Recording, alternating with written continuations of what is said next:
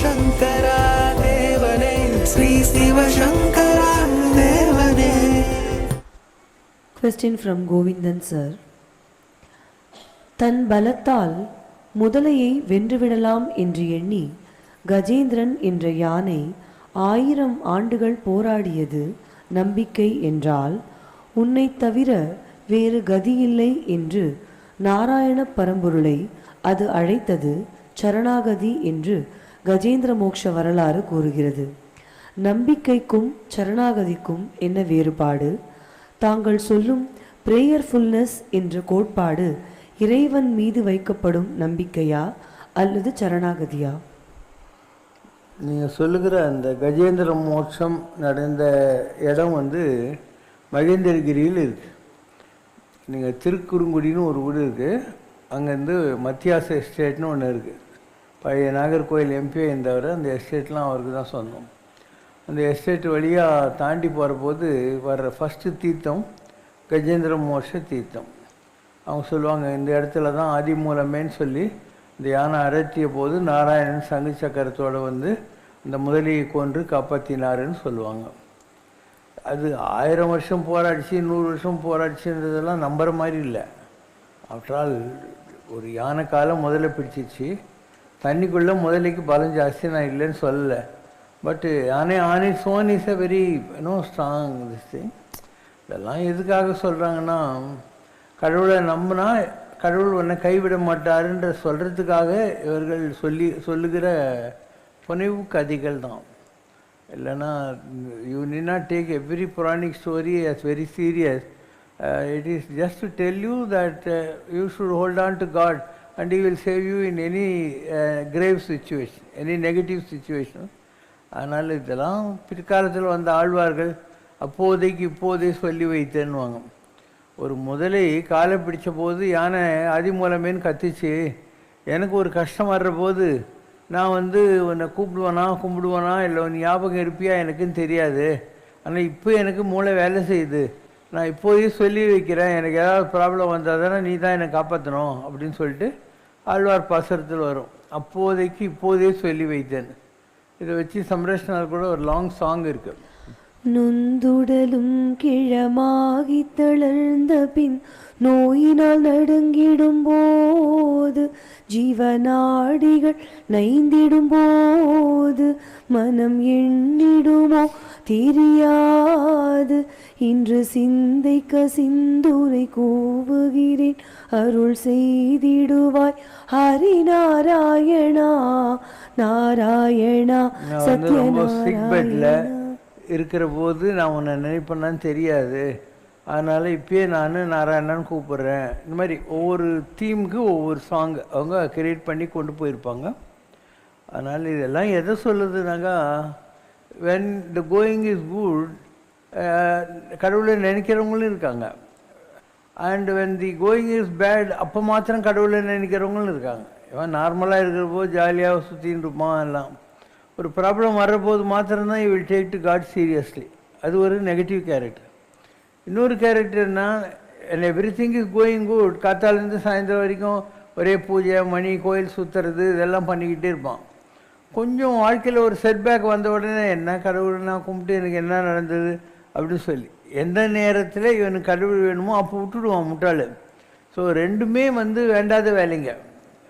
When the going is good கடவுளை ரொம்ப பண்ணுறதும், ப்ராப்ளம் வந்தபோது விட்டுடுறதும். இப்படி ஒவ்வொன்றுத்துக்கும் அவனுடைய பர்சனாலிட்டின்னு ஒன்று இருக்குது. அதனால் கடவுள் என்பது ஒரு இன்னர் பர்சன்ஸ், நம்ம எல்லாருக்குள்ளேயுமே இருக்கிறவர் தான் உள், எல்லாவற்றையும் கடந்து உள் இருக்கிறவர். இஸ் இன்சைட் யூ, மனதானை, மனதில் நின்ற கருத்தானை. So you can convert your life as prayerfulness. What is prayer? ஒரு பூஜை ரூமில் போய் ஒரு ஊதுவத்தி கற்பூரம் விளக்கேற்றிட்டு ஒரு 2 வாழைப்பழம் வச்சுட்டு வந்துட்டா அது ப்ரேயர்ன்றோம். நம்ம அப்படி இல்லை. காலையில் எந்திரிச்ச உடனே கடவுளை நினைக்க ஆரம்பிச்சிடணும். நான் yesterday night I went to bed, நான் செத்து போல, you have given me 1 more day to pray to you அப்படின்றது. அதுதான் காலை கடன். கக்கூசில் முக்கிறது இல்லை காலை கடன். எந்திரிச்ச உடனே கடவுளை நினச்சிக்கிறது காலை கடன். குளிக்கிறியா? Remember, oh God you are inside me, so I am giving you abhishekam. You are eating some tiffin, offer that for 1 minute to God. and say, you eat through me. And when you see a beggar on the road, you say, my Lord Krishna or Jesus or anyone is sitting in the form of a beggar, so be charitable to him. When you go to an office, a salesman comes to you, and you should think God has come in the form of a salesman to see whether I am doing business in the right way or cheating. இப்படி கடவுள் கூட குடும்பம் நடத்துறது காலையிலேருந்து ராத்திரி வரைக்கும், அதை நீ பண்ண முடிஞ்சால் உன்னை விட பெரிய பக்தன் உலகத்திலே இல்லை. அப்போ நீ கோயிலுக்கே போவேனா, பூஜை ரூமுக்கெல்லாம் போவேனா, எதுவுமே பண்ண வேண்டாம். வாழ்க்கை தவம் என்று வரைந்தளித்த சங்கரா. நம்மக்கிட்ட எல்லாத்துக்கும் பாட்டு இருக்கு. வாழ்க்கையும் ஓர் கவிதை, வாழ்க்கையும் ஓர் கவிதை என வரைந்தளித்த சங்கரா, வேறும் வார்த்தை கவிதைகளில் உன்னை வரைய இயம்பிடுமோ? தூக்கிய கால் கவிதை, அது துலக்கிய பொருள் கவிதை, உலகையாக்கியதோர் கவிதை, தந்த ஆனந்தம் பெரும் கவிதை, வாழ்க்கையும் ஓர் கவிதை. Life itself can become a song. இங்கே கூட ஒரு போர்டு போட்டிருக்கேன்னு முந்தா நேற்று கூட சொன்னேன் நான். Read that. போர்டு வச்சிருக்கேன் பார்த்தியா, அது படி. Enlightenment means a man who has experienced something that you are also capable of, but you have not tried it. Yes, Siddhartha tries, he becomes a Buddha. So if you try, the Siddhartha inside you will also become Buddha. If not Buddha, at least you will become a little more Buddhisali. Yeah, but you have not tried. He is full of light, full of joy, full of ecstasy, 24 hours a day. கடவுளை யார் நம்புறானோ அவன் தண்ணி போடாமையே தண்ணி போட்ட மாதிரி எப்பயுமே இருப்பான். He is full of light and full of love and full of joy, full of laughter. He is almost a drunkard, drunk with the divine. His life is a song, his life is a dance, his life is rejoicing, his presence is a blessing. If you want to know him, you have to be with him. You cannot watch from the outside. ஒரு மகானை நீ வெளியிலேருந்து வேடிக்கை பார்க்குற மாதிரி இருந்தால் முடியாது. You have to be with him. அவர் கூட இருந்து அவர் என்ன தான் பண்ணுறாருன்றது நீ அப்சர்வ் பண்ண வேண்டியிருக்கும். அப்போது உனக்கு கொஞ்சம் கொஞ்சம் ஆன்மீகன்றது என்ன, ஞானம்ன்றது என்ன, இதெல்லாம் புரிய ஆரம்பிக்கும்.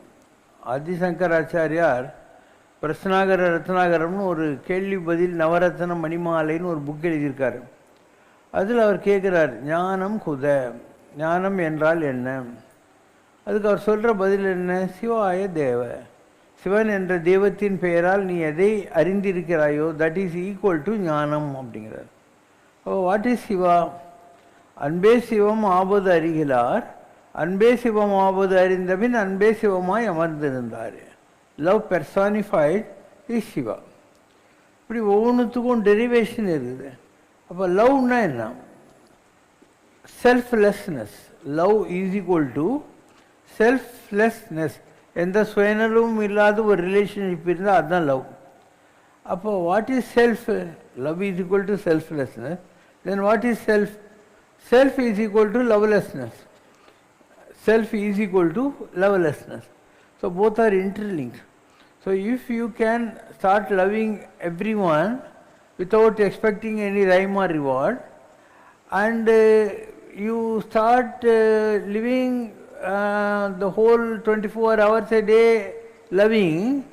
See, I am a jobless person. I have nothing to achieve in life. I have finished with my life. But why the hell I should sit here and say, நீ சாப்பிட்டியா, அவங்களுக்கு பிரசாதம் கொடுத்தியா, அவங்க வந்துருக்காங்க பாரு. This is not my work. Is it not? So this is how you shall also become. All the time caring and sharing. Care for all others, and whatever you have, try to share with all others. Caring and sharing is love all about. இது உங்களால் பண்ண முடியறதில்ல. Even in a group photo, the normal tendency is to see whether you அந்த ஃபோட்டோவில் நீ நல்லா இருக்கேன்னு தான் பார்த்துன்னு இருப்பேன். அந்த ஃபோட்டோவில் மீதி 30 பேர் நிற்கிறாங்க இல்லையா, அதெல்லாம் உன் மைண்டில் வரவே வராது. So always human mind revolves around selfishness, self சென்ட்ரட்னு பேர் அதுக்கு. அதை தாண்டி உன்னால் மேலே வர முடியும்னா you start tasting what is divine inside you. Divine is inside you. அது எதுவும் பெருசாக கேலண்டர்லேயும் காயத்துலேயும் கோயிலில் இருக்கிற கல்லுலேயும் கிடையவே கிடையாது. Divinity is inside you. அதை நீ டேஸ்ட் பண்ணணுன்னா, இப்போ நீ உக்காந்துக்கிற இந்த தரையை தோண்டினா தான் சவுடு வரும், மண் வரும், மணல் வரும், களிமண் வரும், அது கீழே கலங்கின தண்ணி வரும், அது கீழே பெட்ரோல் வரும், அது கீழே வைரம் வரும். So you are sitting on diamond, you are sitting on water, you are sitting on petrol, you are sitting on everything, but you are not tried it.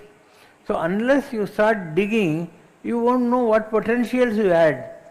இது நாட். அதனால் ஒவ்வொன்றும் அனுபவம் தான். ஒரு கடவுளை அடைவது என்பது கடவுளை அறிவது. கடவுளை அடைவது என்பது கடவுளை அறிவது. Realising God. Where is God? Within your self. ஈஸ்வர சர்வபூதானாம்.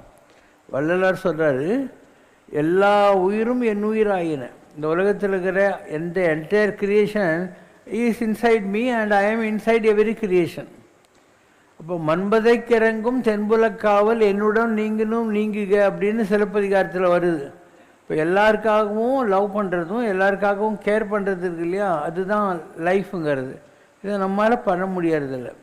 ஒரு ஒய்ஃப் இருக்கா, அந்த ஒய்ஃபு நம்ம குளிக்கிறதுக்கு போகிற போது ஒரு பாத்ரூமுக்கு டவல் தூக்கின்னு ஓடியாடணும், நம்ம முதுகு தேய்ச்சி விடணும், நமக்கு நல்ல நல்ல சாப்பாடெல்லாம் பண்ணி போடணும். இப்படி நமக்கு அந்தம்மா யூஸ்ஃபுல்லாக இருந்தால் என் ஒய்ஃப் மாதிரி வருங்களா அப்படின்வான். அந்தம்மா சீக்காளி பெட்டில் படுத்துட்டுருக்கான், மலம் மூத்திரம்லாம் இவன் வாரணும், இல்லை ஒரு நர்ஸை போட்டு வாரணுன்னா இவன் சொல்லுவான் என் ஒய்ஃப் மாதிரி கிடையாது எங்கேயும் சொல்லுவானா. So your so called love is also self centred. அது சுற்றி வளைச்சி அதில் ஏதோ ஒரு மித் இருக்குது, ஒரு பிஸ்னஸ் இருக்குது, ஒரு காமர்ஸ் இருக்குது. அந்த மாதிரி இருக்கிற வரைக்கும் love doesn't go to sublimise. So இப்போ நான் இருக்கேன், எனக்கு எந்த ரிலேஷன்ஷிப்பும் கிடையாது, இங்கே இருக்கிற யாரும் கூட எனக்கு சொந்த பந்தமெல்லாம் கிடையாது. Why the hell I should have created this organization and run it the way I am running it? இல்லையா? அந்த மாதிரி பண்ணால் என்ன ஆகும்? இந்த மாதிரி ஆகும். பாடுறதுக்கு யாரோ வருவாங்க, கேட்குறதுக்கு யாரோ வருவாங்க, உங்களுக்கு பரிமாறுறதுக்கு யாரோ வருவாங்க, கோயிலில் பூஜை பண்ணுறதுக்கு யாரோ வருவாங்க. So how this happened? I kindle the divinity in every one of you. நீங்கள் எல்லோரும் கூட டிவைன் தான். அதை நான் எப்படி ஒரு திரி இருக்கா, அதை கொஞ்சம் நிமிட்டி விட்டாக்கா நல்லா விளக்கெரியும். அந்த மாதிரி I kindled the love or the divinity inside you. இதனால தான் இந்த மாதிரி ஒரு ஆர்கனைசேஷனை நடத்த முடியும். இல்லைன்னா நம்ம ரெண்டு பேருக்கு என்ன கனெக்ஷன் நீயே சொல்லு. No way we are related. And why we have met, how we have met, and why all these things are happening. If you just blindly follow me, I know how to work for you. On behalf of you, how to keep the next steps. So இதெல்லாம் உங்களுக்கு புரியாது. You cannot compare me with any damn saint on this earth. Because they will do only blessings or Arjuna Vasa, Bhagavan Vasa. I am least bothered about that. In fact, I am spiritual, but I am not religious.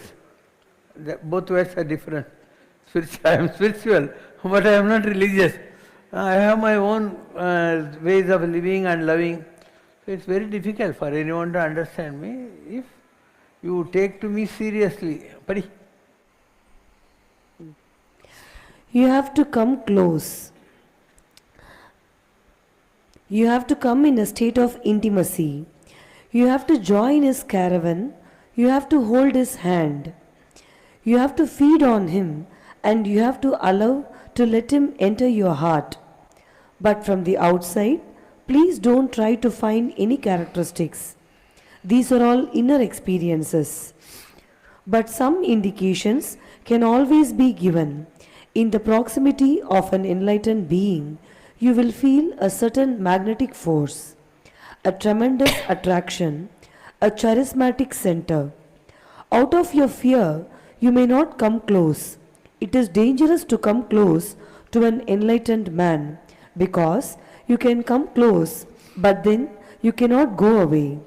Coming close is risky. It is only for gamblers, not for businessmen. That's all. Very difficult. இதை புரிஞ்சுக்கிறதுக்கே உனக்கு ரொம்ப மூளை தேவைப்படும். If you really trust me, I will do anything for you. I'll think for you. I will get into your shoes and think what is right for you and all. You may not understand. அதனால் to work with Sivasankar Baba is very easy and very tough. Tough because the trust doesn't come that way. அவ்வளோ சீக்கிரம் நம்பிக்கை வந்துடுமா? ஒரு ஆளை நம்பி டோட்டலாக ஒரு குழந்தை இருக்குது, அந்த குழந்தைக்கு அவங்க அம்மா மேலே அவ்வளோ நம்பிக்கை இருக்குது இல்லையா? அம்மா நமக்கு எப்போ வந்து ஃபீட் பண்ணணும்னு தெரியும், எல்லாமே அம்மாவுக்கு தெரியும். இன்னும் சொல்லப்போனால் அந்த குழந்தைக்கு ஏதாவது வியாதி வந்துச்சுனாக்கா, இன்ஃபேன்ட் சைல்டாக இருந்தால் மாத்திரெல்லாம் அம்மா தான் சாப்பிடுவா, because she is a feeding mother. So இதெல்லாம் உங்களுக்கு புரியாது. சிவசங்கர் பாபாவுடைய ஆன்மீகம் என்பது வரக்கூடிய காலத்தில் வந்து பெரிதளவில் பேசப்படும். நான் ஒரு வித்தியாசமான ஆன்மீகத்தை செய்து கொண்டிருக்கிறவன். இன்றைக்கி வரைக்கும் மக்களுக்கு என்னுடைய ஆன்மீகம் புரியறதில்லை.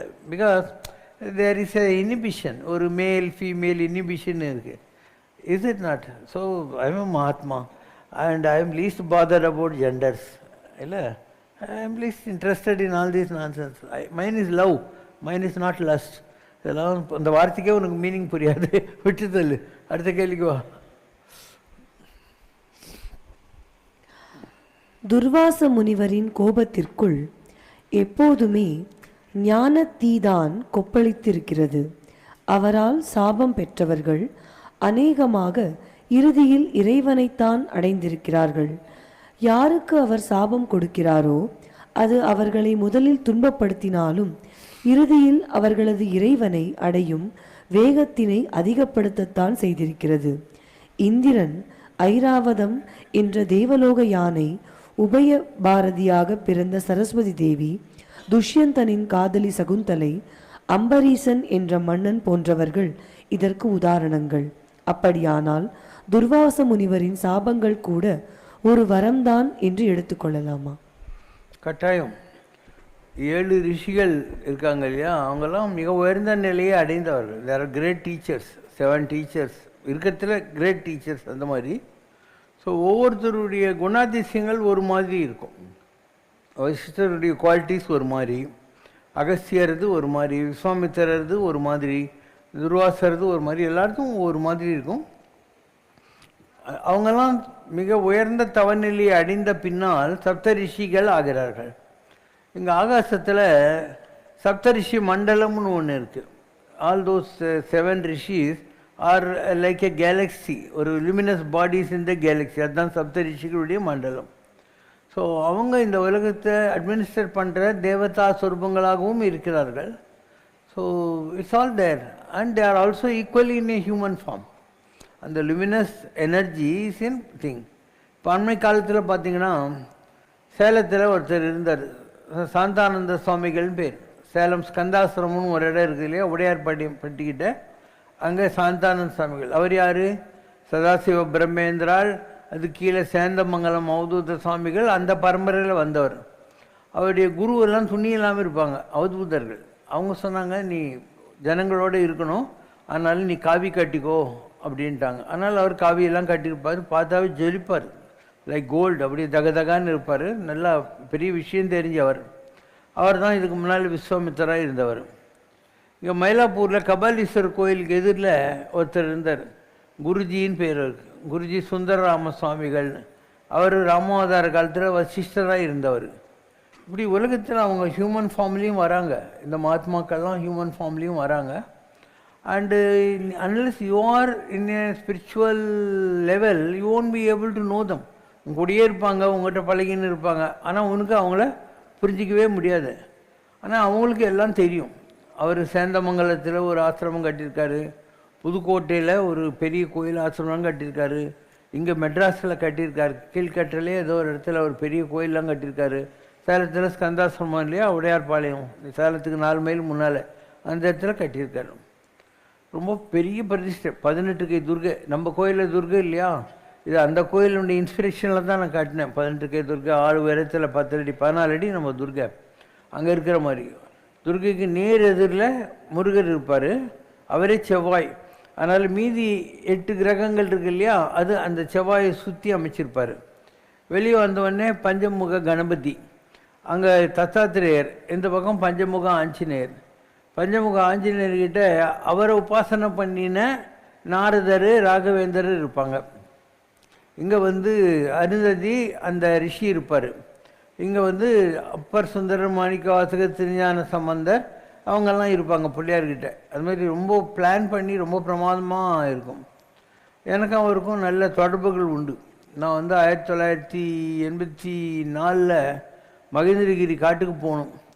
அப்போது எனக்கு இங்கே மயிலாப்பூரில் விநாயகர் நகர்னு ஒரு இடம், இந்த மயிலாப்பூர் கபாலீஸ்வரர் கோயிலுக்கு பேக் சைடு, அங்கே ஒருத்தர் இருந்தார், நல்ல குருந்தப்ப சாமிகள்னு. அவர்கிட்ட மீனாட்சி கணபதி நாடின்னு ஒன்று இருந்துச்சு.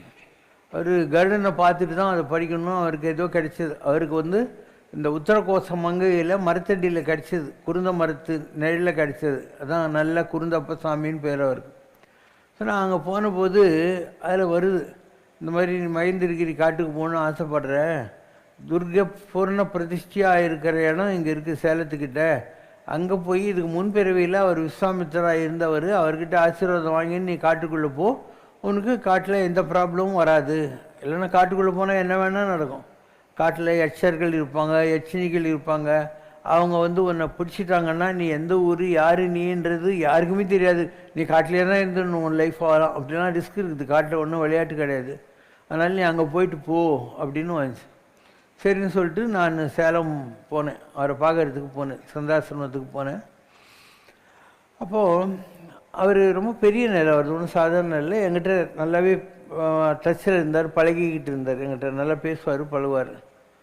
ஸோ அவர் நான் உள்ளே போகிறேன். ஏன்னா அவரை நான் பார்க்குறதுக்கு போகிறதுக்கு கொஞ்ச நாளைக்கு முன்னாடி எனக்கு காயத்ரியோடைய தரிசனம் கிடச்சிது.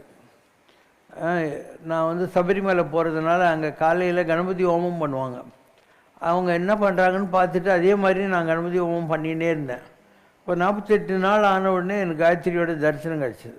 அந்த மாதிரி நெருப்பில் அப்படியே நின்னாங்க ஒரு 3 அடி உயரத்தில். இந்த மாதிரி காலை கூட தொட்டு கும்பிட்டேன்.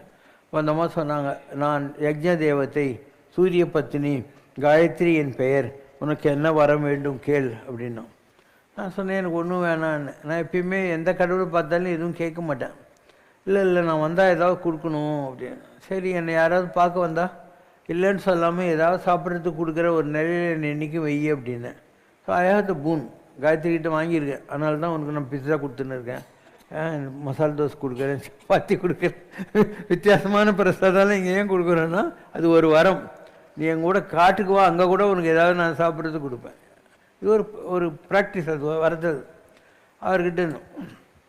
அவர் எனக்கு ரொம்ப நல்லாவே தெரியும், நல்லா பேசுவார், மனசு விட்டு பேசுவார். அவர்கிட்ட 2 பேர் இருந்தாங்க. ஸோ அவங்க 2 பேரும் என்கிட்ட வந்தாங்க அண்ணா நகருக்கு. நான் வீடு அப்போ அண்ணா நகரில். நீங்கள் வந்துட்டு போனோடனே சாமி சொன்னாங்க, இவன் ரொம்ப பெரிய ஆளாக வரப்போகிறான், இவனை எப்படியாவது நம்ம ஃபோல்டில் கொண்டாந்துடணும் அப்படின்னா. அவருக்கு ஃபோல்டுன்னா என்ன, அவருக்கு என்ன எங்கிட்ட இட்லி பூந்தியா வேணும், அந்த அவங்களுடைய அந்த ஸ்பிரிச்சுவல் செட்டப்புக்கு என்ன கொண்டு வரணும் அப்படின்ட்டு. அதனால் நான் போனேன் அவர்கிட்ட. அப்போ அவர் சொன்னார், உங்களுக்கு மகாராணியை அனுகிரகம் பண்ணுற நிலையில் நீங்கள் இருக்கே, இந்த சேனாதிபதியெல்லாம் ஏன் கட்டின்னு இருக்கே இல்லை அப்படின்னாரு. மகாராணின்னா பராசக்தி. ஸோ அவளே உங்களுக்கு கிரேஸ் பண்ணுற அளவுக்கு உங்கள்கிட்ட தவம் பவர் இருக்குது. சேனாதிபதினா முருகர், நீங்கள் இவனை பிடிச்சின்னு இருக்கீங்கோ அப்படின்னு சொன்னார். நிஜமாக சொன்னார், நான் ஏன் போய் சொல்ல. இப்படி எனக்கும் வாழ்க்கையில் பழந்துன்னு கொட்டை போட்டு நிறைய பெரிய சாமியாருங்களெல்லாம் பார்த்துருக்கேன். நான் எல்லாம் என் லைஃப்லேயும் நடந்திருக்கு. ஸோ அவர் தான் விஸ்வாமித்திரா இருந்தார். சரி, அவர்கிட்ட நான் ஏன் போகிறேன், அவரே எனக்கு சொல்கிறாருன்னா, நான் ராமராக இருந்தேன். திரேதாயுகத்தில் ஸ்ரீசங்கர் பாபா கொடுக்குற ஆத்மா ராமராக இருந்தது. அப்போ விஸ்வாமித்திரை தெரிஞ்சு தானே ஆகணும். குருஜி சுந்தராமன் அவர் வசிஷ்டராக இருந்தார், எனக்கு தெரிஞ்சு தானே ஆகணும். இப்படி எல்லாத்துக்கும் கணக்கு இருக்குது. கிருஷ்ணவேணி அம்மா இருந்தாங்க, திருநெல்வேலி மாவட்டம் பாபநாசம் அம்பாசமுத்திரம் மேலே கல்யாண தீர்த்தத்தில். அவங்க ராமாயண காலத்தில் நான் ராமராக இருந்தபோது அவங்க சபரியாக இருந்தாங்க. இப்போ இந்த உலகத்தில் நாம் என்ன கேரக்டர் எடுத்து வந்தோமோ, அப்போ நமக்கு யார் இன்டர் கனெக்டட் சோல்ஸோ எல்லாரையும் நம்ம மீட் பண்ணுவோம். நீங்கள் இன்னும் ஸ்பிரிச்சுவலாக வரல. The day you will understand your spirit, பாம்பின் கால் பாம்பு அறியும், தன்னை அறிய தனக்கு ஒரு தாழ்வில்லை, தன்னை அறிந்தவன் இந்த இந்த ஆன்மீகத்தெல்லாம் புரிஞ்சுக்குவான். இப்போ எனக்கு ஏன் தெரியுது உனக்கு ஏன் தெரியலன்னா இதுதான் காரணம். We are able to, because I have understood who am I am able to understand who are the other character. அது மாதிரி உலகத்தில் எல்லாரும் வர்றாங்க. உலகம் என்பது உண்டதே உண்டு உடுத்ததே உடுத்து உரைத்ததே அடுத்தடுத்து உரைத்து கண்டதே கண்டு கொண்டதே கொண்டு கழிந்ததே கடவுள் நாளெல்லாம்ன்ற மாதிரி எதுவும் புதுசு இல்லை. முன்னர் நாம் இச்சையினால் பிறந்தோம் இல்லை, முதல் இடை கடை நம் வசத்தில் இல்லை. இப்போ நம்ம எல்லாம் மீட் பண்ணுறோம், நமக்கு கனெக்ஷன் இருக்குது, அதனால தான் நம்ம எல்லாம் மீட் பண்ணுறோம். இல்லை கனெக்ஷன் இல்லாமல் மீட் பண்ணவே முடியாது, எல்லாத்துக்கும் காரண காரியங்கள் இருக்கும். ஸோ என்னத்தை சொல்லி புரிவிக்கிறது? I have to take you as a case study and then explain why we are here. இப்படி சொல்லிகிட்டே போக வேண்டியிருக்கும் ஒவ்வொன்றுத்துக்கும். கண்டவர்க்கு கனவிலும் காலபயம் ஏதையா,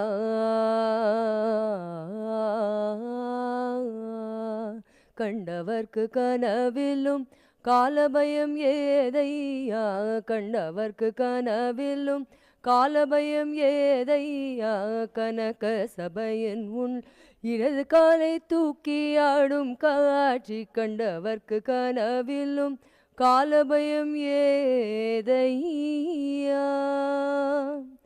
தொண்டருக்கு தொண்டராகி தூது நடந்த பாதம், தொண்டருக்கு தொண்டராகி தூது நடந்த பாதம், தூமறையாள் உள்ளம் தினம் துதிக்கும் குஞ்சித பாதம், தூமறையாள் உள்ளம் தினம் துதிக்கும் குஞ்சித பாதம், கண்டவர்க்கு கனவிலும் காலபயம் ஏதையா.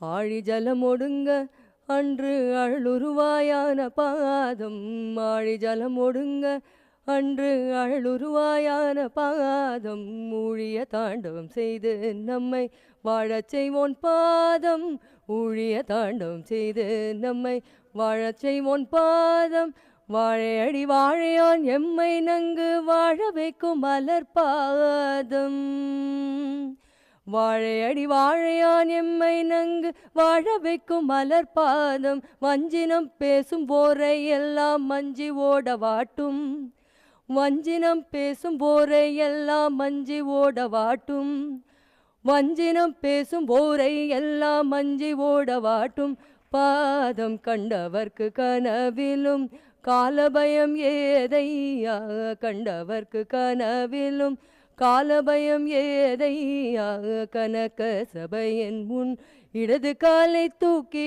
ஆடும் காட்சி கண்டவர்க்கு கனவிலும் காலபயம் ஏதையா. ஐயா ஐயா. ओम जय शिव शंकर रे स्वामी जगत परिपालक रे, आदि शंकर अवतारा अनाथ रक्षक रे, ओम जय शिव शंकर रे. அன்னையும் தந்தையும் நீரென்றறிந்தும் அன்பில் நனைகின்றோம் சுவாமி, அன்பில் நனைகின்றோம். ஆசானும் இறையாகிய தேவா நின்னடி பணிகின்றோம். ஓம் ஜெய் சிவசங்கரரே. கைலையை பன்முறை வலம் வந்தாய் ஓ கருணாகர கீர்த்தி, சுவாமி கருணாகர கீர்த்தி. மயிலையில் நின்று வரம் தருகின்றாய் மங்களகர மூர்த்தி. ஓம் ஜெய் சிவசங்கரரே.